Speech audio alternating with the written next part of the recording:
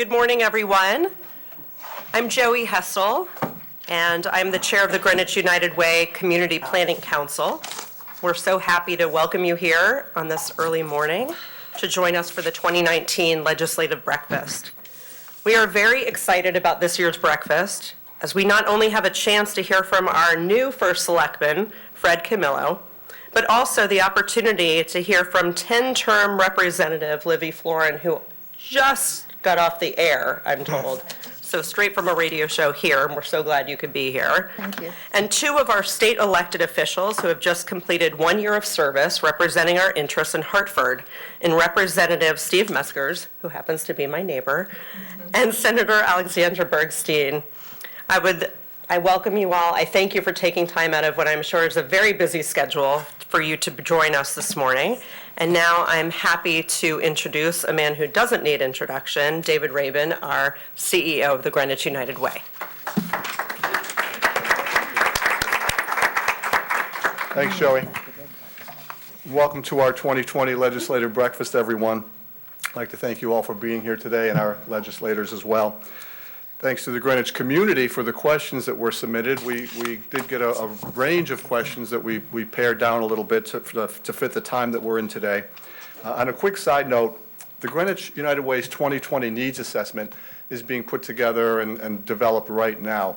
So if you wouldn't mind, be on the lookout. We're going to need your input, and we're going to be sending out surveys and mailings and phone calls. So between now and September, we're hoping to release it in September, you will be asked for your input. The needs assessment is the statistical portrait of the human services needs of the town of Greenwich. We do it every 4 to 5 years. I pushed it up a year this year because there's a lot of things that have been changing lately. So I wanted to not do it in 5 years. The last one was 2016. So we're going to release it in September 2020. It is the blueprint that the Greenwich United Way uses in our effort to uncover unmet health, education, and self-sufficiency needs in the town of Greenwich, raise awareness and support, and with the best partners in town that we get together with and form a collective impact, develop a lasting solution to address those needs. So the best way to sum that up is we find it, we fund it, and we fix it. So please be on the lookout for that surveys and mailings and things that will be coming out very shortly. And we appreciate your feedback on that. So let's begin. Legislators, your timer is going to be sitting right here, so he'll give you a little 30-second a 30-second time. You get about 2.5 minutes for each question, and some will be for all, some will be for individuals. And by the way, everyone sitting up here did get the questions in advance so they could prepare themselves for the answers. Question number 1. Approximately 30% of Greenwich's population falls under the Alice Cat. You wanted introductions first. Yes, I did. Yes, you did. We're live on TV too, by the way, so. You meant to say that, is what I started to say. Thank you. I don't know what I'd do without you guys. Please feel free to take a minute to introduce yourselves. Steve? Okay, I'm Steve Meskers, first time elected last year. I've served for 1 term. The next term starts, well, there may be a special session. It's not clear to me whether it's December or January, but the next session will start beginning in May and our beginning in February and ending sometime in May. The first session is the budgetary session, which is a 2-year biennium. The second session is to make sure that the shoe is fitting in terms of reviews, and then a review of any of the legislation. Bill passing from us as legislators happens in the first session. Any bills that are going to be facing the legislature in the second session will be championed only by the committee chairs, so I won't be particularly directly introducing legislation, but I'll be leaning on the chairs to try to get support for legislation. I serve on energy and technology, aging, and finance, revenue, and bonding. Those are the 3 committees I serve on. That's it. Thanks. Good morning, everyone. I am Senator Alex Bergstein. I represent all of Greenwich, half of New Canaan, and part of Stanford. And I am truly, truly honored to represent us in Hartford and really privileged to also work with these wonderful people. My colleagues up in Hartford are a terrific group. We all come from very different backgrounds and perspectives, but I find there is a sense of collegiality. There are also some stereotypes about Greenwich that I am working hard to dismantle. Inviting colleagues down here, which I did yesterday, so that they can actually see Greenwich and understand that we're not just a community of billionaires with endless wallets. So we are fighting back against bad policy like increased taxes, and we've prevented a lot of those sort of bad ideas that have been floated in the past. And we're also fighting for good ideas, for good solutions, real solutions to the real problems that our state faces. And fiscal responsibility and economic growth are my number one priorities. So I'm delighted to be here. Thanks so much for hosting this. I want to thank the United Way and the Community Planning Council for hosting this meeting yet again and for giving us the very, very thoughtful questions. I always learn a lot at this meeting, and I also find out I've got a lot more to learn. I'm Livy Florin, State Representative of the 149th District of Greenwich and Stamford. I'm Assistant Leader of my caucus and Ranking Member on the Bonding Committee. My other legislative assignments include the Finance, Revenue, and Bonding Committee, Insurance, and Real Estate. I am serving in my 10th term of office, and I really love this job. I wake up each morning, and I'm eager to learn something new and different and to find a way to help solve problems for my constituents. I worry about myself sometimes in that respect. Thank you. Good morning. Thank you, David, and the United Way for hosting this again. For the last 11 years, I've been to the right of where I'm sitting right now as a legislator. I miss your early morning emails about where I'm supposed to be. But now I'm over here on the left side as First Selectman and in office for about 3 days now and enjoying it, believe it or not. I've just reworked my gym schedule, so I'm getting up at 5 o'clock in the morning now instead of a little bit later. But it's been great. Lots of meetings all day long into the night, mostly budget-related, but certainly working on implementing the things that I spoke about with my colleagues on the campaign trail. And it's exciting. There's a lot of things that we're looking at, especially some of our properties in town that I think are either underused or misused, and we're going to be taking a close look at that. Each and every one of them presents a little bit of a problem, repurposing, but we're going to get it done. And certainly working on encouraging and embracing those public-private partnerships I spoke about for several months. We're already working on that. I think a lot of exciting stuff is to come. And how we communicate with you all. You'll be receiving e-blasts weekly, either at the end of this week or next week. You can opt out if they're too much, but just to tell you what's going on and what has going on in town, and also coming to you at night once a month until you get sick of us, and then we'll go back to the mornings at the Board of Selectmen meetings. So lots going on, and looking forward to the next 2 years serving you all. Thank you. Thank you. Thank you all, and welcome. All right, question number one. This is a question for all of you. Approximately 30% of Greenwich's population falls under the ALICE category, which is United Way term for asset limited, income constrained, but employed, and federal poverty thresholds. It is also clear that the cost of living in Greenwich is much higher than the national average. The town of Greenwich just announced that households will be eligible for town services if household income is less than 300% of the Connecticut federal poverty level, previously 200%. What strategies will or do you have in place to advocate for or support these clients who are struggling? And part B is, how can community members be more active? And part C is related, what state-sponsored or funded human services are available to Greenwich residents that they may not currently utilize or maximize? Steve, you can start with you. Yeah. Sorry about that. So, sitting on energy and technology and the aging, one of the first motions I'm looking at is in the affordability index was actually, curiously enough, came from energy and technology, where I sat, and we looked at the regulatory environment, particularly as it relates to energy supplies in the state.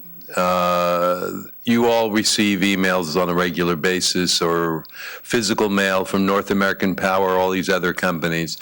And I was under the assumption that in the provision of energy to our residents, both those under assistance and the general population, that these companies were providing a valuable service. I saw the discount rates. I reviewed the process. I assumed that I was dealing with a bunch of brain surgeons using algorithms that were providing us with better service. The business model ultimately worked out to be a model of a 20% discount on the contractual basis when you signed up. And once the rollover of the contract happened, there was about a 20% premium. So within the state of Connecticut, the residents of Connecticut are paying about $38 million a year in excess energy bills over the base rate from Eversource or United Illuminating. And that's all going from the back of this energy open policy on energy without a base rate price. So I was pressing the Consumer Council, and I worked with Ellen Katz on this, who subsequently has left the state, and we just issued a ruling that came out on Monday that will bar the third-party energy suppliers from the energy assistance market. So why does that matter to our people in need? It means that the energy assistance money the state provides in the electric markets now, they will be prohibited from bidding on those contracts or providing the individuals. The surcharges over the last 2 years in that particular market are about $7.2 million. So that's going to result in either in a saving to the state, or it's going to result in $7.2 million of additional funding that's available for energy assistance. So that's one of the first things I've done. In terms of other issues, there's a number of issues that come from Human Services I haven't looked at all versus the Aging Department in terms of the availability, but I'll be working on that in the second session. Thanks. Alex? Sure. So the cost of living in Connecticut is far too high, one of the highest in the country, and this impacts everybody, especially our most vulnerable citizens. There are many factors involved in the cost of living, everything from taxes to housing to goods and services, and particularly vital goods and services like healthcare and medical costs, prescription drug costs. So I'm trying to tackle all of these at the same time, but the overarching issue is that we need sound fiscal policy, and we need to protect our state budget, ensure that we're not spending unnecessarily, that we're investing wisely so that we can grow, and that we don't drain our savings account, which is really the buffer for things like social services and education when the economy turns in a direction that we don't want. So there are variables we can control, and then there are variables that we can't control, and we need to adapt our policy to both. So protecting the budget. Right now, we have a bonding budget of $1.3 billion, which has been allocated by the Bonding Commission. Our governor is not agreeing to pass it until we pass meaningful transportation policy. So while I don't agree with holding the bonding budget hostage, I do agree that we need to pass meaningful transportation reform, because that's how we're going to fix our infrastructure, grow our economy. I'll talk more about that later. So those are two key things that we need to move forward on. In terms of taxes, listen, nobody likes to pay taxes, and we are fighting hard to push back on unnecessary taxes, and particularly taxes on wealthy communities. So we probably would have had a capital gains tax enacted this legislature, but those of us from Fairfield County, especially newly elected Democrats with a voice inside the majority caucus, were able to successfully prevent that. That is good news. We also were able to successfully get the extension on the exemption for Social Security taxes and pension taxes, which the governor had wiped out in his budget. So I just want to say that the best model for saving money, delivering services, and ensuring safety, health, and security for everyone is a prevention model, and that is what you practice in your organizations, preventing problems before they happen. It always costs less to prevent than to remediate. Thanks. Thanks, Alex. Libby? Yeah, I agree with a lot of what you said, Alex. Thank you so much. We have been held hostage with our bond legislation. We have the authorization package that was done in a totally bipartisan manner. It was ready to go in May, and that was in consultation with the governor, the Office of Policy and Management, all 4 caucuses. And it's been a terrible thing, actually, that it's been held up. Been held hostage. But I'm hopeful that that will be one of the 3 items that we will take up in special session on the 17th or the 19th, the other being the hospital prepayments and the litigated, I guess, agreement with restaurants and restaurant workers over the tip credits. The bond legislation must remain under the bond cap. We heard loud and clear that people want a debt diet, but they do not want, nor do they deserve, starvation. And we cannot have our nonprofits and our cities and towns deprived of funds that they definitely need for capital improvements. On the, as far as helping to grow the economy, I think we have to fund our long-term liabilities, such as pensions. We have to attract new businesses to Connecticut. We need workforce development and predictable taxes, improved transportation, and reasonable energy costs. And when you look at the pie of the money that's available, most of it is debt service and contractual obligations, and that just leaves one slice for all of the other human services needs. So that pie gets cut pretty thinly.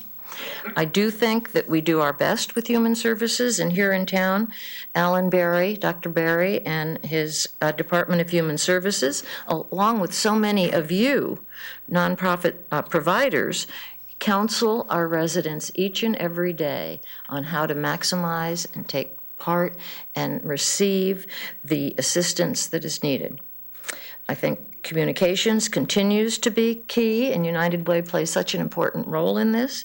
And communication is digital, social, audio, print, and it must be bilingual. Thank you. Well, the question talks about the roughly 30% of our citizens who fall in the ALICE category, asset limited, income constrained, and employed. And just seems like it was yesterday, it was about 21, 22%. So it's a serious thing here in our town of Greenwich, and I think sometimes people forget that, right? They just look at us one way. It's the reason why many years ago, when my friend Joe Calico came to me with an idea to help people that may be falling under the cracks and need some help, and we formed something called Needs Clearinghouse. It was a nonprofit. And the original idea was to match people who had needs with individuals and organizations that had the wherewithal to meet those needs, and to keep government out of it where you could. And it went beyond that. We ended up, finding housing for people, having it paid for a while, getting operations for people, getting vans for people who are disabled. But the one thing we really couldn't do, as well as the United Way and the Department of Human Services, is we couldn't vet them that well. And we started getting some repeat requests that were a little bit questionable. So you all do a great job with that. And the other question, how to get people more involved or to become more active, you just got to follow your heart. If this is your passion, helping somebody, come see me. Come see Dave Rabin at the United Way. Come see Dr. Barry at the Human Services Department. There's plenty to do here. And we thank you again for all your work. Thanks, Fred. Next question is for Fred. What is the status of the town's review of Nathaniel Witherall, and what are your recommendations concerning the future of Nathaniel Witherall? Well, thank you, Dave, for that question. Right now, the BET, their committee, special committees, has not released their report yet. They're working on it. Dr. Alan Berry is leaving at the end of the month. They are interviewing candidates. They're Alan Brown. Alan What did I say? You said Alan Berry. Alan Brown. Ooh, Alan Brown. I got to get to bed earlier. Do you want that? No, I can't even see it. He's leaving at the end of the month, so their candidates are being interviewed. There's apparently some pretty credible ones, which is good. As for the future of it, look, I've always been a huge fan of Nathaniel Wither over the years. Had many family members there. I volunteered there. And we're committed to turning it around, but we have to see what the facts are when this report comes back. Certainly, you can't sustain multi-million-dollar losses every year. We know that, but I thank the board for their hard work. I see Larry over there to try and keep it under as a town department. People love it. It's been, for the most part, a 5-star facility. It slipped a little bit, but hopefully we'll get it back up there. But yeah, we have to find a way to not only stop the hemorrhaging, but to do it permanently. You don't want to be dealing with this every single year. So we have to find a more permanent solution. So before I say too much, we have to wait in the coming weeks and months, we'll get a little bit more clarity on that, Dave. Okay. Thanks, Red. Question for Livy. On average, women in Connecticut are paid 83 cents on the dollar compared to their male counterparts. For women of color in Connecticut, the inequity is far worse. African American women make 57 cents, and Latina women make 48 cents on the dollar. What measures would you support to address the persistent gender wage gap in Connecticut? Thank you. Well, I was a member of the Special Task Force on Pay Equity, and that's basically how I spent my last summer vacation, working on that. We made some legislative strides as a result, and we've identified a path forward for additional equal pay for equal jobs initiatives. These will be proposed and I hope put into place in February. The main issue to me and to our task force was we've got to become gender blind in training, in recruiting, in hiring, and in salary and benefits. And it starts with access to good public education for everyone, job training, especially in technical schools and manufacturing apprentice programs, and tax incentives for businesses that comply with best practices. And it takes constant and consistent attention by all stakeholders, corporations, schools, elected officials, and advocates. Where have you heard that before? Onward. Thanks, Libby. Question for Alex. Prescription drugs are expensive. What are plans at the state level to help address this? So this is a major issue for people across the country, but certainly for Connecticut citizens. I spent all day yesterday actually with seniors talking about this issue, which really hits seniors hard. One couple told me that their monthly medication bill is $12,000, and it was half of that a few years ago.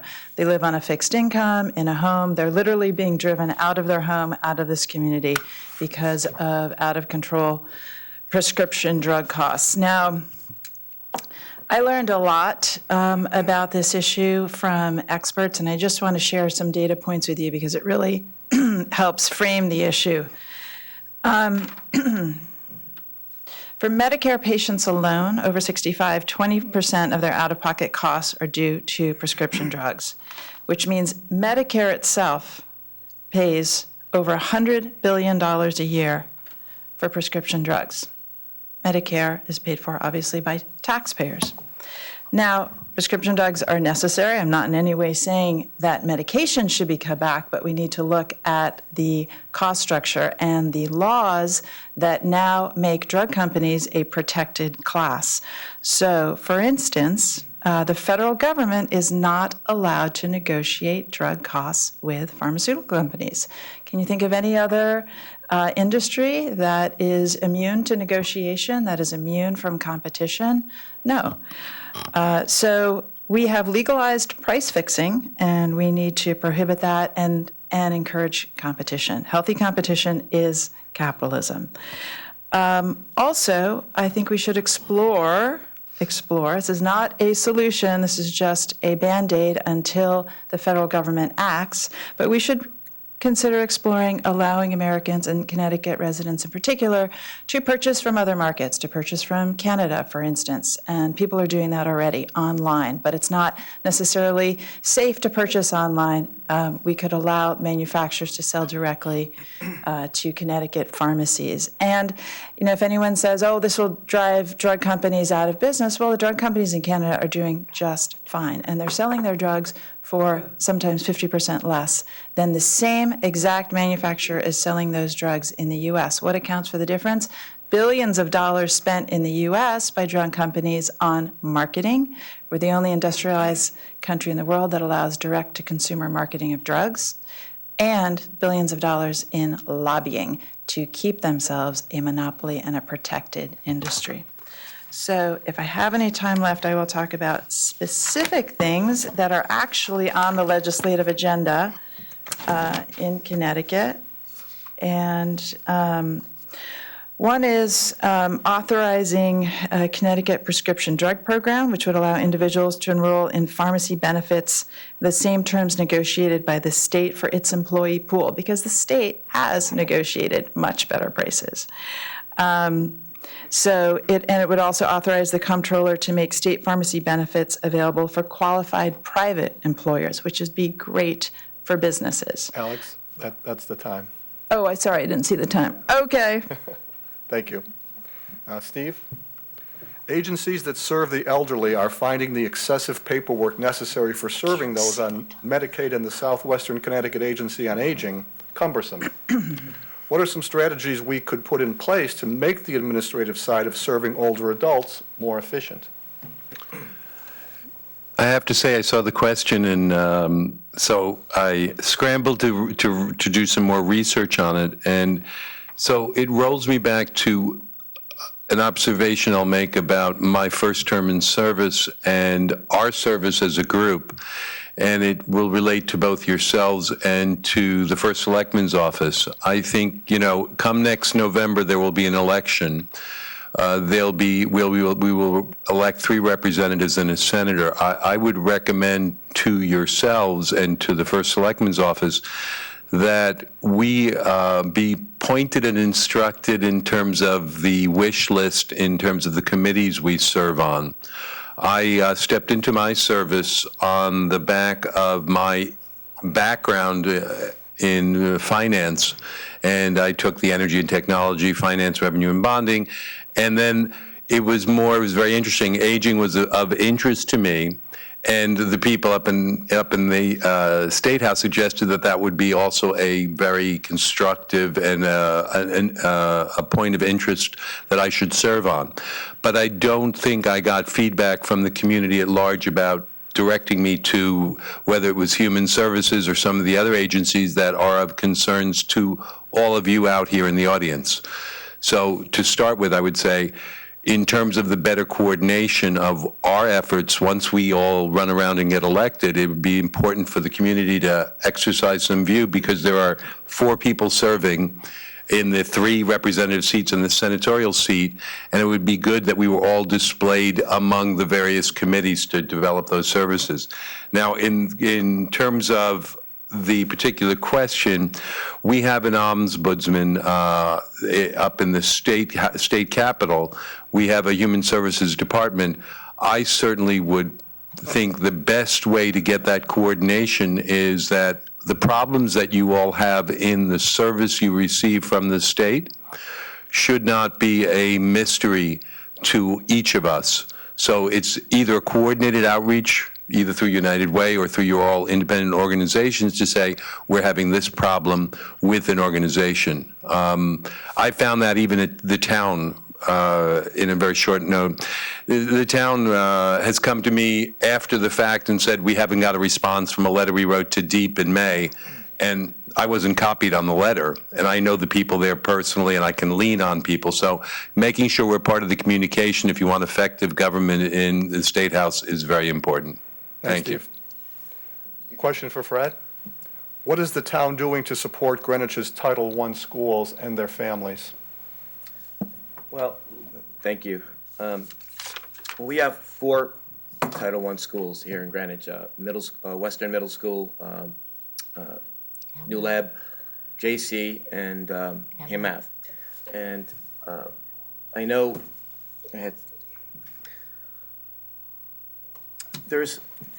Greenwich has a lot of really good nonprofits that are, really work well and have helped with the human services and social services. One good example, I think, is family centers, and they partner with the YWCA to provide an after-school program at St. Rock's, and they do provide counseling and educational services. So we do a very good job at that, I think, right, now, and certainly they provide the Title I funding. Usually it comes in the form of staffing from the federal government, but I think we do a very good job with that, and thanks to all of our nonprofits in Greenwich, and hopefully we will look, at least from this office, to assist them even more in their endeavors. Thank you. Question for Alex. Connecticut's transportation infrastructure needs dire improvements. What can and is being done to improve the situation, and what is your position on tolls? Okay. I think everyone knows my position on tolls because there were signs all over Greenwich in the spring saying, call Senator Bergstein with my phone number, tell her no tolls. And it was interesting. I actually received a few sympathetic calls saying, oh, I'm so sorry that this is happening. And I said, no, it's actually great. First of all, I want everyone to know who their elected official is. And second, I want everyone to know what my position is and to engage in dialogue so we can come to consensus. Look, the reason that I favor tolls on all vehicles is very simple. First of all, we have the 9th worst infrastructure in the country. That is unacceptable. You cannot expect a growing economy. You cannot expect businesses or residents to move here when the commute times are slower now than they were 30 years ago, and they're going to only get slower. You cannot expect businesses and new residents to move here when we have 4 failing bridges between New Haven and New York, which is why the trains slow down, because they literally have to crawl over these bridges because they can't support the weight and the speed. Think about that. Think about what's going to happen when, inevitably, one of these bridges fails. So we're looking at another Myannis River Bridge episode, which is going to happen unless we really take the bull by the horn and fix this issue and fix it with a real solution. We've been delaying this for too long, kicking the can down the road for far too long. So I'll just synthesize all the facts into 4 options. We have 4 options. One is 4 fiscal options. One, to get the billions of dollars that we need to address this. One is we can drain our savings account. So the rainy day fund that just this week, Comptroller Lembo announced, we have just finally achieved a $2.79 billion rainy day fund, which is 14%. So we're 1% shy of the statutory goal of 15%, which would be a responsible thing to do and to maintain. Because if we drain our rainy day fund, what happens to social services? What happens to education funding when a recession hits? Guess what? There's nothing in the savings account. Oh, really? 10 seconds? Oh, my. Oh, my. Talk faster, Okay. Al. Second option is raise your taxes. All in favor? Nobody. Third option is borrow the money, in which case you pay not only the full amount, but interest for years and years and years to come. And the fourth option is a user fee, where for a few cents a mile, you travel out of state, and out-of-state trucks pay a lot more, and at least 40 to 50 to 60% of the bill is paid for not by us. You pick which option you prefer. Thanks for rushing through that, Alex. Question for all. Next, we can start with Fred at the other end this time. Affordable and workforce housing was a concern in our last plan of conservation and development. Many of our town employees commute for an hour or more. What is the town of Greenwich doing to create more affordable and workforce housing? Thank you, David. Well, the Greenwich Housing Authority is doing a terrific job. They've created more units in the last several years than I've ever seen in my lifetime. So hats off to Tony Johnson, his board, and Sam Romeo. They've just been very, very good on, and not only the new units that we saw at Adams Gardens, but there's some new units now over at Armstrong Court. They're refurbishing and renovating the existing units. And I know when people have reached out to me with issues, this past summer, 2 people, I went right to Sam, and they were taken care of that week. So I think Greenwich is doing very, very well. And just take a ride down Ham Ave and take a look over at Armstrong Court, and I think you'd be very surprised and happy to see what's going on there. Thank you. Libby? Well, Governor Malloy made affordable housing and higher education his signature issues in his 8 years as governor. And we now have a full-fledged Department of Housing in Hartford, and it is devoted totally to providing workforce housing, disability and senior housing, and increased low-income equity housing. The new commissioner, Sheila Mascara-Bruno, she's excellent. She comes from the real estate development sector, and she's making a real difference in identifying strategic and cost-effective ways to meet housing needs. At the invitation of Sam Deibler and Sam Tellerico, Commissioner Bruno came to Hill House during her very first week in office, and she was so impressed with that model of congregate senior living and senior housing. So that's one thing that I think she's very excited about supporting financially. Personally, I would like to see a more regional approach to affordable housing. I'd love to see us work with Stanford and even perhaps Darien to combine resources and to receive the inventory credit toward the 8-30G 10% affordable housing of your housing stock threshold. Stanford has done a marvelous job. We could follow that model, and I think we could work together on a regional basis, which would more equitably identify the needs, both economic and in sheer volume of assets. Thank you. Thanks, Libby. Alex? Thanks. Yeah, I agree with Libby that a more regional approach would make sense as opposed to individual towns competing for limited dollars, but also sometimes competing for moratorium on the housing requirements. And just to put some numbers behind the Department of Housing that was only created in 2013, they've invested more than $1.5 billion in affordable housing and resulted in the creation of more than 25,000 housing units and 22,000 affordable units across the state. So almost 50,000 units have been created since 2013. And not all with state funding. They've also been successful in getting $150 million in federal funds every year for the past 4 years. So the model seems to be working. Now, is it perfect? No. There is a lot of room for improvement. So, and I also want to say that the new commissioner, the former commissioner was excellent. The new commissioner is also excellent, and I've met with her twice, once in New Canaan at a new housing development that they're working on there. What can we do to improve it? So there have been a couple of proposed things that haven't passed.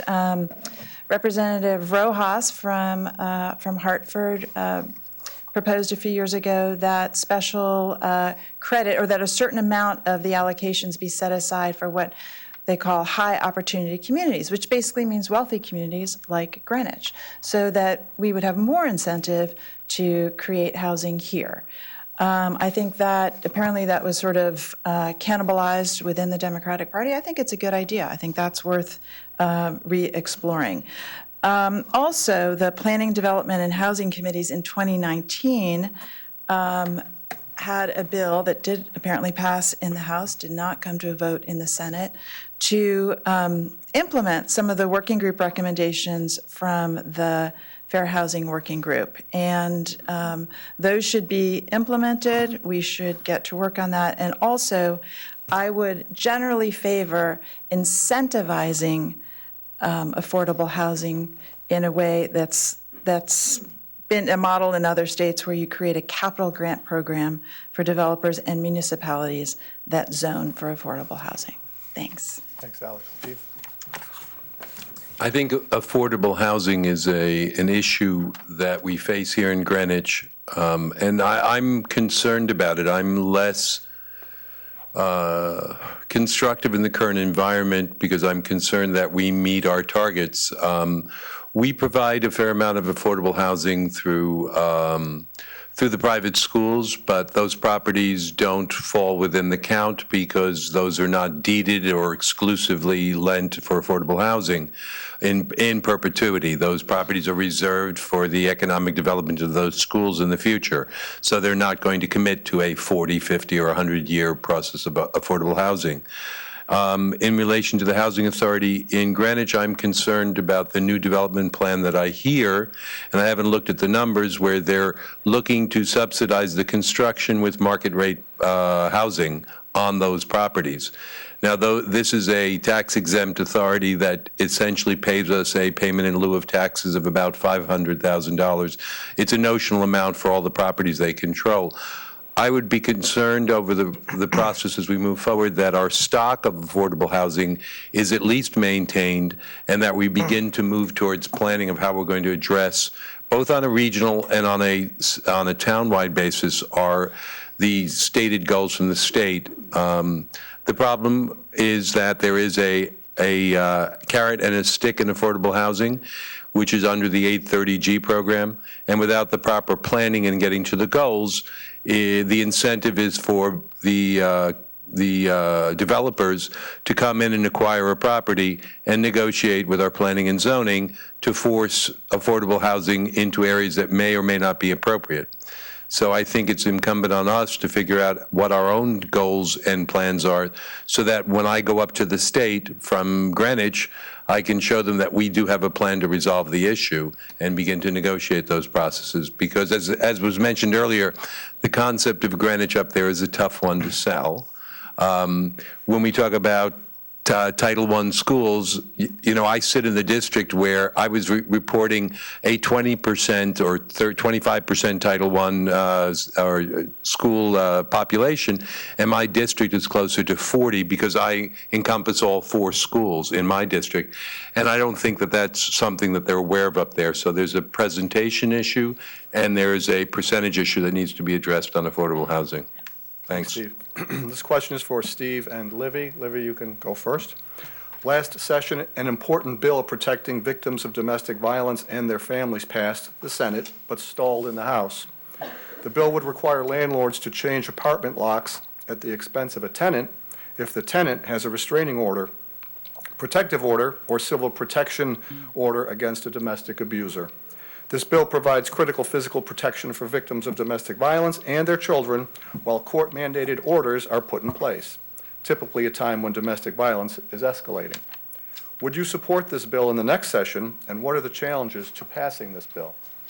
Well, protecting victims and preventing abuse are laudable goals. I totally support them. However, the changing of locks by a landlord at the tenant's expense is merely a feel-good nonsense proposal, in my opinion. So I would not accept it. I think a more viable approach would be to have a police-prepared list of reputable, bonded locksmiths and a selection, a wide, broad-band selection of the most secure locks, and make this material available to the tenant. In addition, I think it would be a wonderful adjunct to the work of our nonprofits, the work that they do to help domestic violence intervention, to have a fund, to establish a fund to help pay for the locksmith and the locks if needed. Thank you. Thanks, Livy. Steve? I have to say that when the question reached me, I was surprised because sitting on the committees of cognizance that I sit on, this issue wasn't raised or came in front of me. I think domestic violence is a frightening and horrible situation, and I would support a bill that goes towards aiding and supporting people in need of better security. I would want to see how we push this liability either onto the tenants or the landlords and look at what the income thresholds are. If the domestic violence and abuse is hitting people who are already on, whether it be energy assistance or some of the state aid, I'd want to see how the state mitigates some of the cost, because I think everyone needs to have their security enhanced. And whether that lock is is actually effective or not, I can understand Libby's point. I guess, having not lived in that situation, I can't imagine that whether or not there is a marginal improvement in security, that the ability to sleep and feel secure in your home is of primary importance.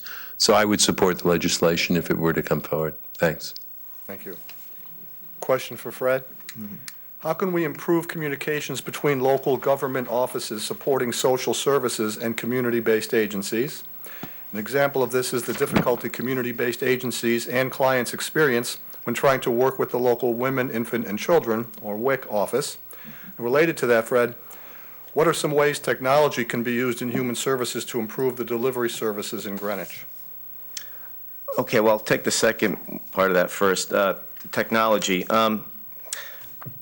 Anything to speed up the application process, streamline communications, is, something that should be done. I assume that you're really looking at a centralization of services.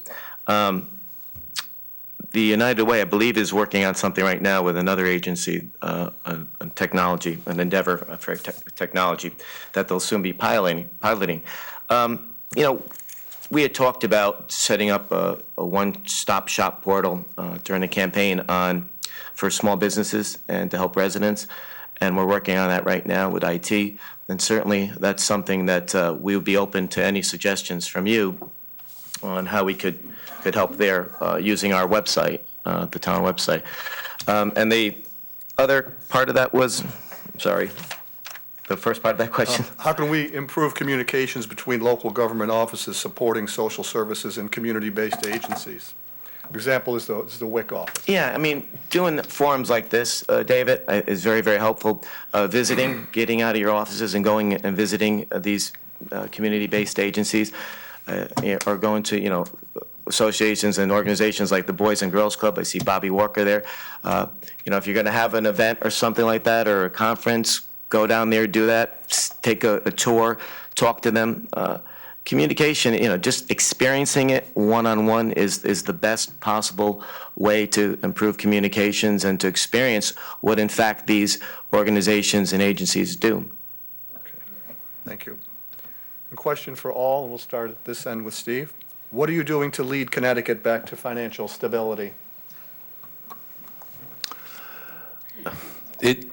That's a hard and potentially easy question, depending on your point of view. First, I spent 35 years in banking and finance, so when I talked about the savings on energy and technology, et cetera, or on the energy bills, I looked at how I could save Connecticut residents money. When we talk about infrastructure, I would applaud Alex's commentary on the infrastructure.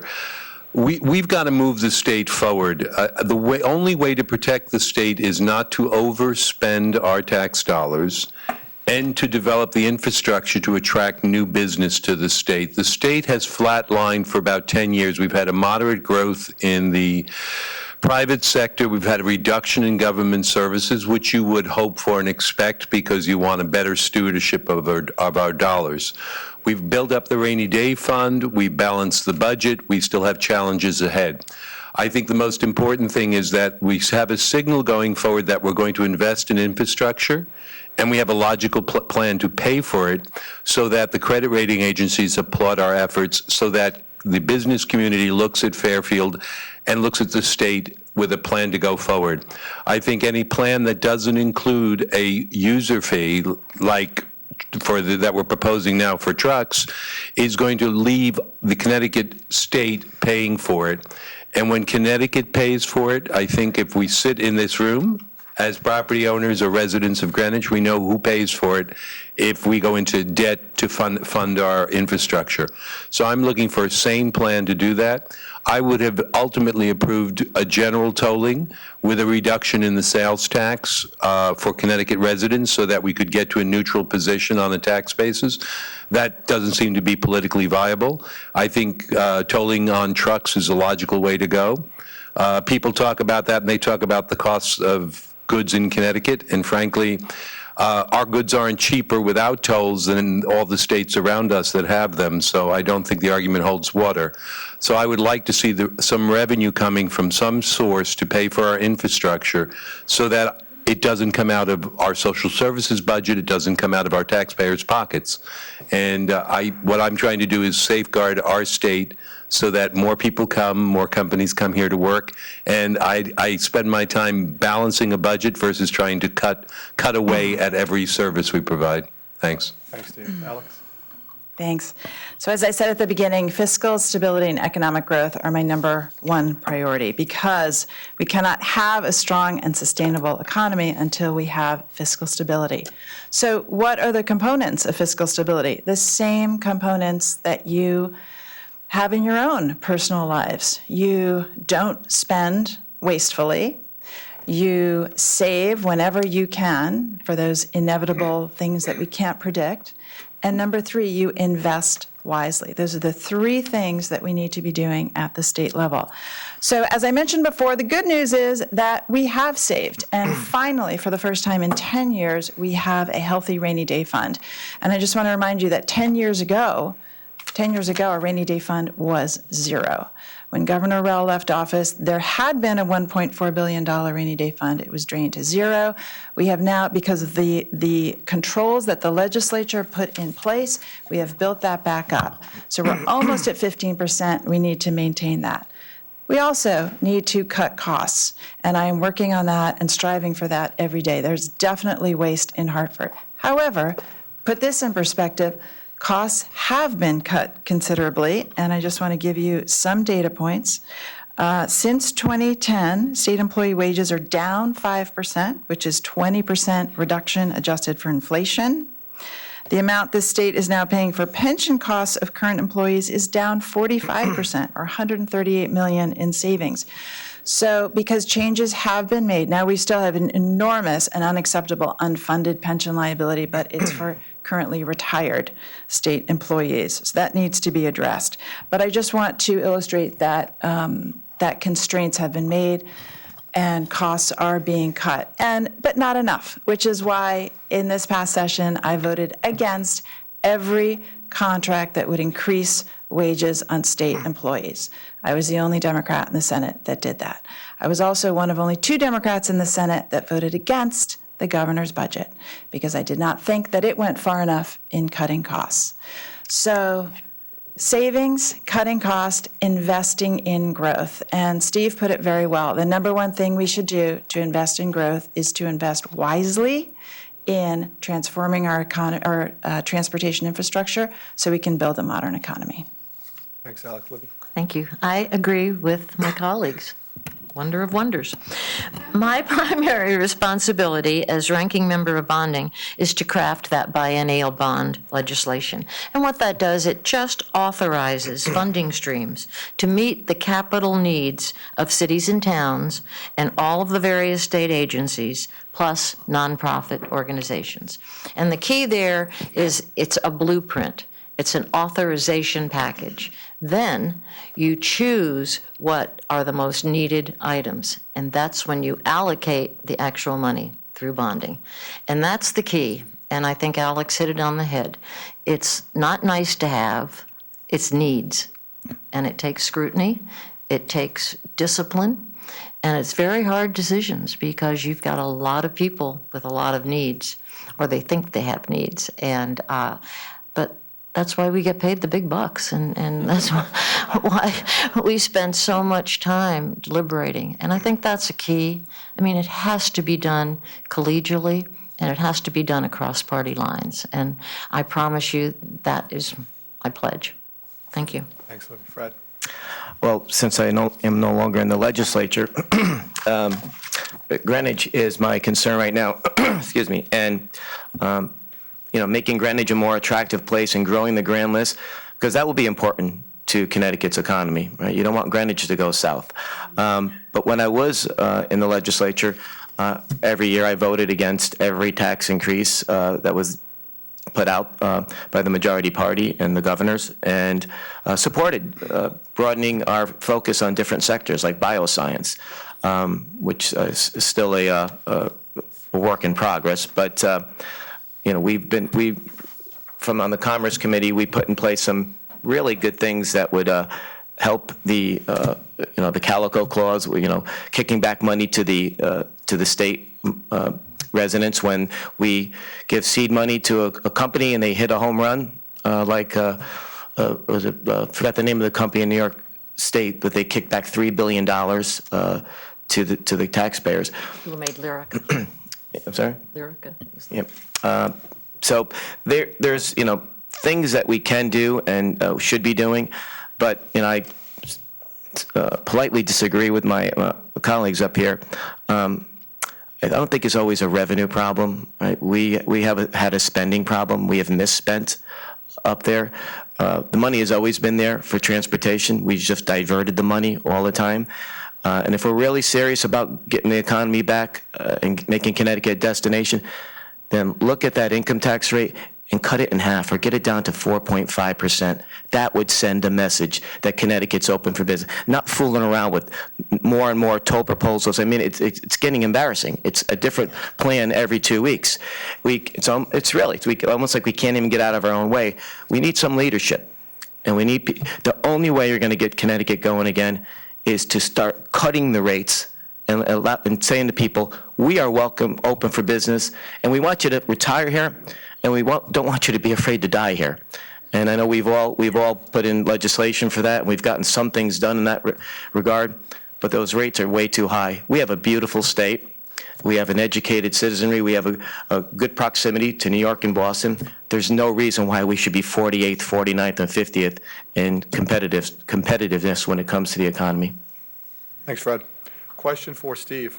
Recent state legislation that would have raised the deposit on bottled drinks to 10 cents from 5 cents and helped the struggling recycling business was defeated. Would you support this legislation when and if it is reintroduced? I think, well, first, yes, to the quick answer. If you look at our municipality, I think our tipping rate is about $5.5 million a year, which is what the town basically, it's not a complicated, it sounds like an interesting, like, what does tipping mean? Basically, we're spending $5.5 million to take our waste out to landfills somewhere. So it's a municipal and a statewide problem that, you know, 50 or 60% of our waste is organic. It's not being recycled. It's ending up in landfills. We're paying for that. We're up at, I think, $75 or $85 a ton. So the whole issue on recycling and diverting from the waste stream, pieces of the waste stream, is super important. You'll notice that we put a tax on plastic bags, not very popular. We expected $37 million of revenue. We made $5 million of revenue. And the reason being is all of a sudden all of those plastic bags disappeared from the market. And now everyone is begrudgingly looking at me as they carry their bags to the supermarket and have to pack their own bags. And not everyone is happy, but we've taken a bit of waste out of the stream, and it's super important. The next step for us, I think, is to look at what we're doing with anaerobic digesters to take organic material out of the stream, to figure out how we can incentivize the public, not through penalties, but potentially incentives to take all of the organic matter, which ultimately costs you about $35 or $45 a ton to get rid of and recycle and put through anaerobic digesters, versus $85 to dump it in some godforsaken landfill. So I think the entire issue on the environment and with recycling, with repurposing of our waste streams is super important. And yeah, I will support those, and it's funny because they both make economic sense. They will ultimately save us tax dollars and make for a better environment. And people need to understand that. And so answer robustly, yes. Thanks, Fred. Or Steve. Last question for Fred. We have not had a new first selectman in a long time. What are your top priorities for Greenwich, and how will you work with people from both sides of the aisle? Well, thank you. I think I've touched on a little bit of that already, but I want to encourage and embrace public-private partnerships. I mean, we're doing that already. Had a great meeting the other day with someone. That's going to be the key to getting a lot of our projects off the ground and completed. again, looking at a lot of our assets, town properties that are, again, underused, misused. It's each and every one presents a challenge, but I think you'll like some of the things that you'll be seeing in the next 12 months. We're going to take a hard look at some properties that, they're an unbelievably convenient locations, but how we're using them right now is just, it's a missed opportunity. So we're hard at work at that. Again, just the communications, and we also will have a sustainability committee that will be looking to make Greenwich the envy of the state, as we once were with recycling back in '89 through 2011. And how would I work well with my colleagues across the aisle? It's just keeping your word and treating people with respect. It's the same way when I was in the RTM and the last 11 years in the legislature. All the bills I wrote and introduced and got passed and signed into law would have never happened if I didn't have my colleagues in the Democratic Party supporting. A couple times they even saved some of them. So if you give people your word and you're honest with them and you don't try and show them up, I think you always find that you'll have a path to success. And I certainly enjoyed working with my colleagues up here and at the state level. And I look forward to being back in town, in my hometown, to do the same. Oh, that's nice, Fred. I like that. Fred, thank you. Livy, thank you. Alex, thank you. Steve, thank you. Thank you all for being here today. Please be on the lookout for those surveys and questions for our 2020 needs assessment going out to the town very shortly, and have a happy and healthy holiday season. Thank you.